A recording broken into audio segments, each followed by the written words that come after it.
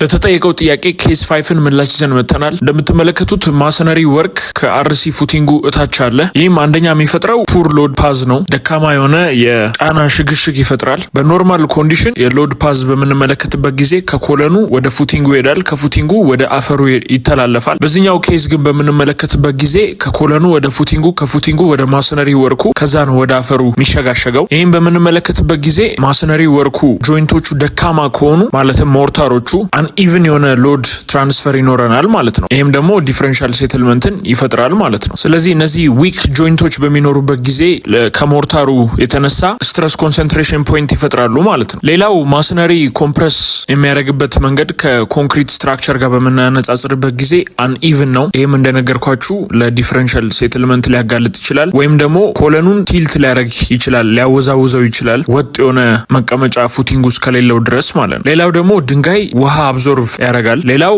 ድንጋይ ውሃ የመምጠጥ ባህሪ ያለው፣ ይህም ደግሞ ሞርታሩን በጊዜ ሂደት እያደከመ ይመጣል። ይህም ደግሞ የቤሪንግ ካፓሲቲውን ወይም ደግሞ የመሸከም አቅሙን እየቀነሰ ይመጣል ማለት ነው። ለእንደዚህና መሰል ኮንቴንቶች ቴሌግራም ቻናል አለ። ዩዘር ኔሙን አስቀምጥላችኋለሁ።